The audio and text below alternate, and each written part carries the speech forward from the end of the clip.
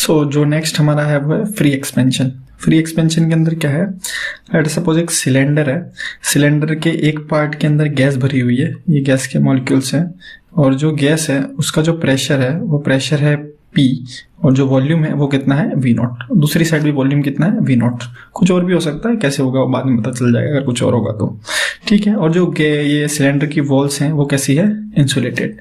अब यहाँ पे बीच में जो ये पिस्टन है इसको हमने होल्ड कर रखा है, और दूसरी चीज ये मासलेस है, मतलब इसका खुद का कुछ मास नहीं है।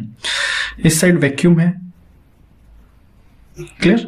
अब मान लो कि जैसे कि ये गैस यहाँ घूम रही होगी, तो गैस का कोई एक पार्टिकल ही जैसे इससे कोलाइड करेगा, तो कोलाइड करने से ये क्या हो जाएगा, मूव करना स्टार्ट करेगा, मूव करेगा। तो अगर इनिशियल में इसका वॉल्यूम V0 है तो ये मूव करके यहाँ तक आ जाएगा, तो फिर गैस का वॉल्यूम बढ़ के कितना हो गया 2V0। V0 से कितना हो गया 2V0। और अगर वॉल्स इंसुलेटेड है तो जो हीट एक्सचेंज है, हीट एक्सचेंज कितना है 0। हीट एक्सचेंज 0 है, और यहाँ वर्क डन बाय गैस होगा वो भी कितना होगा 0। उसके पीछे का रीजन क्या है वो समझ में आएगा अभी। तो देखिए ध्यान से, फर्स्ट लॉ ऑफ थर्मोडायनेमिक्स लगाऊं तो delta Q equal to DU plus work done. अब वर्क डन बाय गैस भी यहाँ कितना है 0, और हीट एक्सचेंज भी कितना है 0। तो डेल्टा U जो चेंज इन इंटरनल एनर्जी है वो भी किसके बराबर है 0। चेंज इन इंटरनल एनर्जी अगर 0 है मतलब ना तो टेम्परेचर इंक्रीज हुआ है ना टेम्परेचर क्या हुआ है डिक्रीज। जब ये हाफ पार्ट में गैस थी तब टेम्परेचर अगर मान ला था T1, तो जब ये मूव होकर यहाँ तक आ गया, फुली कंप्लीट हो गया, तब टेम्परेचर जो हो गया वो फाइनल। तो दोनों केस में अगर बात करें तो temperature initial equal to temperature क्या हो गया फाइनल। ये बात समझ में आ रही है। अच्छा कुछ और बात करते हैं। इनिशियली अगर टेम्परेचर कांस्टेंट है, टेम्परेचर बदला नहीं है, टेम्परेचर नहीं बदला, तो ये किस टाइप का प्रोसेस हो गया, आइसोथर्मल प्रोसेस। किस टाइप का प्रोसेस हो गया, आइसोथर्मल प्रोसेस। बोलने के लिए आइसोथर्मल प्रोसेस है, बाकी इसके अंदर कुछ और भी हुआ है। ये फ्री एक्सपेंशन जो होता है वो बहुत ही फास्ट है, तो उसका कोई पीवी ग्राफ भी नहीं बनेगा। तो देखिए ध्यान से, पहले प्रेशर कितना था P, वॉल्यूम कितना था V0, बाद में गैस का प्रेशर हमें पता नहीं तो P फाइनल, और जो वॉल्यूम हो गया वो कितना हो गया है 2V0। तो V0 से V0 क्या हो गया कैंसिल। तो pressure of gas after free expansion is what P0 by 2। Free expansion में हुआ क्या है कि ये इससे कोलाइड करा और ये रैपिडली मूव कर गया। तो फ्री एक्सपेंशन जो होता है उसको ये अपन क्या बोलते हैं, फास्ट प्रोसेस। तो देखिए ध्यान से, इसके बारे में कुछ थियोरेटिकल पॉइंट। नो पीवी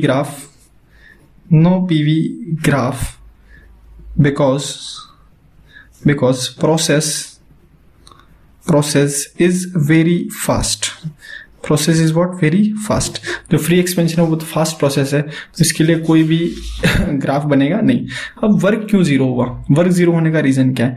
तो देखें, वर्क इसलिए 0 हुआ है कि जो गैस है उसने कोई प्रेशर तो लगाया ही नहीं है। जो गैस है उसने कुछ भी प्रेशर लगाया ही नहीं है। आई मीन ये बोल सकते कि जो गैस है उसने कुछ भी फोर्स नहीं लगाया, सिर्फ एक पार्टिकल के कोलिजन से इसका मोशन क्या हो गया, स्टार्ट। तो इसके बारे में भी बात कर सकते हैं। तो work done by gas will also be equal to 0। और जो मेन कंडीशन है वो तो पता ही चलेगी, फ्री एक्सपेंशन में इनिशियल टेम्परेचर और फाइनल टेम्परेचर दोनों क्या हो जाएंगे, बराबर। लेकिन पूरे फ्री एक्सपेंशन में हमें एक दो चीजें ध्यान रखनी है, जो कि है ड्यूरिंग फ्री एक्सपेंशन, अगर फ्री एक्सपेंशन हो रहा है तो वॉल्स आर इंसुलेटेड, इंसुलेटेड। जो हमारी कंटेनर की वॉल्स हैं वो कैसी होनी चाहिए, इंसुलेटेड। मतलब कोई हीट एक्सचेंज यहाँ पे नहीं होगा। तो हीट एक्सचेंज नहीं होगा तो जो प्रोसेस होगा वो हमारा प्रोसेस कौन सा हो गया, एडियाबैटिक प्रोसेस। कैसा हो गया, एडियाबैटिक। तो देखिए ध्यान से, इसलिए जब मैं आइसोथर्मल बोल रहा था तो मैंने बोला था सिर्फ बोलने के लिए आइसोथर्मल है। यहाँ टेम्परेचर कांस्टेंट रहा है और साथ साथ हीट एक्सचेंज भी नहीं हुआ, तो adiabatic plus isothermal process free expansion के लिए। लेकिन ऑल्दो हम इसकी बात कभी करते नहीं है क्योंकि ये बहुत फास्ट प्रोसेस है इसलिए।